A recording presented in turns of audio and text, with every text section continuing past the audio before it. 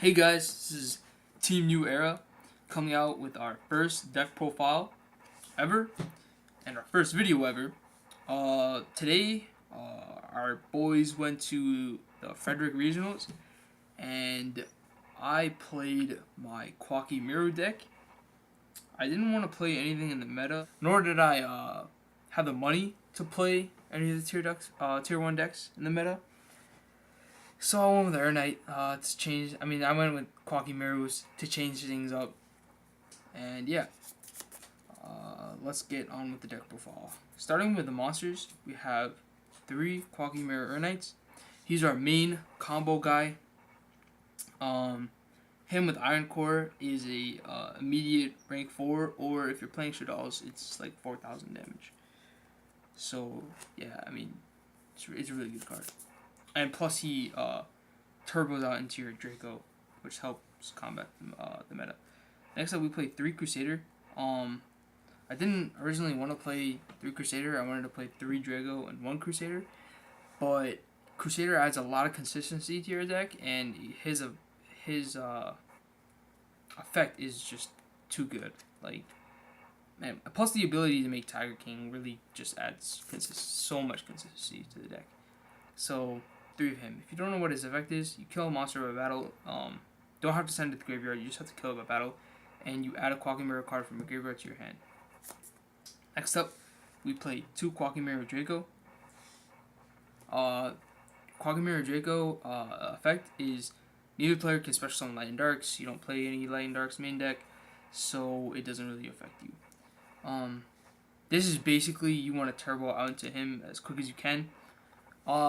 I don't know why I did not play 3 for this event. I'm probably gonna end up switching 1 Crusader out for a 3rd Draco, because it'll help having more Dracos in hand for the end phase effect, and you just want to see this card as quick as possible, because having this card stay on the field for 2 or 3 turns, you'll automatically win, because this deck just out advantages your opponents if they can't do anything. Especially with like the meta decks being all Light and Darks. So I play a mini Fire Fist engine. I play the Gorilla for Rogue, and sometimes like I'll get locked into like spells and traps or side cards. So the Gorilla's always nice. I play the Bear just because you play the tankies, so I feel like you have to play these guys. And then I play the One Wolf Park just because we have targets. Why not 2 Bear? Because I wanted to play 2 Bear, but you really don't have a lot of space in the room. Mm-hmm. So Bear and Gorilla, you could play 2 Bear, but personally I just like Gorilla getting over floodgate cards and cards that just, are annoyance. And when this deck clears out back row, you want to simplify the game state as much as you can. Because when you do that, this deck it has a really, really good grind match. Next, for spells, we play Triple Iron Core of Koa'ki Meiru. I was playing 2 originally. I had to bump it up to 3 because you need to see this card. Your plays don't go off unless you see this card. This card does nothing in your hand, sadly. But you have to see it just because, for 2 reasons. Number 1, and most importantly, you need to have all your Koa'ki Meiru's effects go off to stay on the board. You just need this card in your hand. You also need it to keep Draco alive, because you have to feed Draco in order for him to stop your opponent. How did that work out for you today? Like, did you have a dead draw it or anything like that? I dead drawed it. I drew it dead. I drew it dead multiple times, but every time I drew it dead, I ended up getting into my Draco and then using the dead one as food. So it ended up working. Okay. Along with that, we play the 3 Diamond Core to get to your Air Knight and your Iron Core faster. Mm-hmm. Also, cool niche about Diamond Core is you can, if your Draco's on the field and you know what your opponent's playing something out of the meta, you can banish the Diamond Core and have your Draco stay alive that turn without having to pay cost. Well, that's interesting. Yeah. Next up, we play 3 Tenki just to get to mostly to your Urnites. Mostly to get to your Urnites quicker, and if you don't draw any of your main plays, for example, if you don't draw Urnite and Iron Core, if you don't draw Drago and Iron Core, then you can just play 4 Axis, which is something I really, really like about the deck, that it has a backup plan. If you're like a lot of combo decks, if they don't draw into their combo, they're basically screwed. Mm-hmm. This deck, if you don't draw into your combo, you just play a you just play Fire Fist, which is really cool. I play 2 dualities for consistency, just to draw into the Draco, because sometimes just summoning Draco is really, really powerful. Why not 3 of duality? Cause like I said before, this deck's really tight on room, and you do special summon. I mean, you don't special summon necessarily as much as other decks, yeah, but you know, you still. I guess you could play it at 3, but 2 duality seems to work fine. If you had the room, would you play 3? I don't see cutting any cards besides maybe bottomless, but bottomless over another duality, I would probably stick with bottomless. Okay. But yeah, it is a good card. I played duality over Upstart, by the way. I was gonna play 2 Upstart. Next up we have 2 lances. Because we do not want Burning Abyss and Shadows to mess up our combo plays. We want them to go off. And Forbidden Lance is, you know, it's just too good. Double MST, you know, get over Vanity Lock, get over... MST's, I think, is always good in the main deck. It's never really that bad. If it is bad, you can just side it out, you know. It's not bad. A lot of games, if I was facing Burning Abyss or Shadow, I would just side this out for Wiretap. Now for the 1-ups, we play Raigeki, Soul Charge, and Book of Moon. Basically the new Trinity. I know Raigeki is not the best against Burning Abyss and Shadows, but in this deck, you can deal 4,000 life points almost basically every turn. So if you can just clear their board and just get, regardless, like, not caring about their effects, if you just clear their board and deal 4,000 more damage, then, you know, it doesn't matter. It really doesn't matter about their effects going off.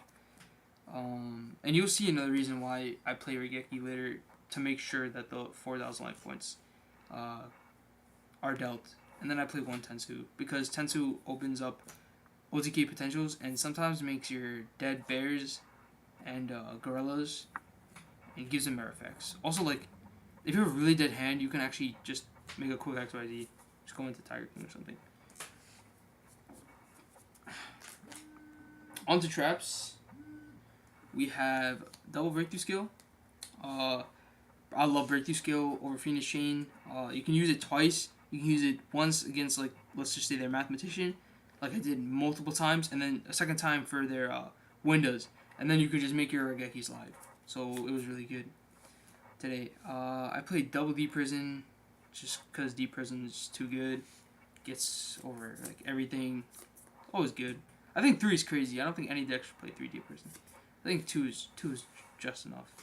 Double Trap Stun, like I was saying before, with their Raigeki, this deck really utilizes Trap Stun. Like, when Burning Abyss activate one of their traps, they have to discard to activate them. So sometimes they might minus just to stop your play, and then you can just, if they don't have a Burning Abyss monster in their hand, and then you just Trap Stun them and make them neg really hard, and then just continue with their plays, not caring about what they do. For the 1-ups, we play 1 Reckon Power. I still play it just because getting it off against, like, Burning Abyss or Stellar Knights especially is really, really good. 1 Solemn Warning, 1 Compulse, and 1 Bottomless. I don't play Torrential. I don't even side it. It's just really bad, this format. Onto the side deck. Extra deck. Extra deck first, right? Yeah. Okay. Onto the extra deck, I played 2 Tiger Kings. Tiger King's always good, sets you up for the next turn. I don't make Tiger King first turn if I know I'm playing Shadows, because I'll just rather have a Draco out. But if I'm playing like Burning Abyss or Stellar Knights, then I'll just make it because it gives you an automatic +1. Next up, we play the 101, the 1 Exton, the 1 Dagusto Emerald, the 1 Castel, and the 1 Abyss Dweller. Not much here to talk about besides the Dagusto Emerald. Late game, you can shuffle back all your targets for Urnite, and then just have your Urnite speed live again, which is really, really good. Abyss Dweller is obviously Burning Abyss. Then we have Kagasuchi. Kagasuchi, you can make it with Crusader, Urnite, Bear, Gorilla, and Wolfbark. So why not? It's a really good card. We have 1 Cowboy, 1 Diamond Dyer, 1 Rhapsody, 1 Black Sheep of Corn, 1 Steel Storm Roach, 1 Ragna Zero, and 1 Harlane Draco. It's just really a toolbox deck. The extra deck is really, really cool because you have basically a card for every single scenario. Can you tell me how many times, or about how many times you made each card throughout the whole day? I remember I only had 5 rounds, but surprisingly, I faced a lot of Rogue. I made Diamond Dyer a couple times. I made Cowboy for game. I made Roach for Lightsworns. I almost made this for their 101. For the 101? I made, yeah. I summoned this out for the 101 because it sends it to the graveyard. Okay. Yeah. So I played Lightsworn, so I used the Rhapsody. I made Exceedon for the $100. I made the 101 like twice. I made the Tire Kings all the time. I made the Castel once. Heartland was okay. It's only good for game. Kagasuchi was good. Abyss Dweller I never made, and Dagusto Emerald I never made, but I would always play them. Okay. Onto the side deck, I played a lot of Hate for obviously the meta. I played Double Maxi for Stellar Knights, Double Nobleman for $3, 1 Soul Release just in case I see Bujins or Bujins, Prophecy, or Lightsworns, which I did see Lightsworns. 1 Defisher for $1, 1 Wiretap. A lot of times I would side out 1 MST for Wiretap. I like that. I'm probably gonna play 2 Wiretaps in the future to get a Soul Release. 1 Macro, 1 Soul Drain, which I really should have main decked. 2 The Bunk. I have no idea why I played these. I really don't. I guess Mermills. I heard a lot of Mermills were gonna show up on Podo, but Reddit. But yeah, 2 Light Imprisoning Mirrors and 2 Shadow Imprisoning Mirrors. Quick question about the Nobleman. What's up? So you played Shadows today, right? Correct. So did you side that against them? Yes. And did it go off without Shadow Mirror interrupting? Yes, it did. Really? Yeah. Because most people say that card is not good because of Shadow. I mean, not Shadow Mirror, because of Sinister Shadow games. Well, yeah, I know what you meant, but Nobleman or Crossout, you take, not only do you banish the problematic monster in front of you, you take all the possibilities of them using Sinister Shadow games or using Shaddoll Fusion on that monster. So that monster is literally taken out of the game. They can't send it to the graveyard. For example, if you hit a what's a really good Squamata fuels a lot of their plays, or a Hedgehog. If you take that out of the game, you are really putting yourself at a high advantage. So the pros outweigh the cons. So the possible minuses outweighed by like exactly. the possibility of the possible minuses are outweighed by the already relevant pluses. You know what I mean? Like you like 70% of the time you're gonna get this off. This is gonna go off. You know, because Sinister Shadow games is only at 3.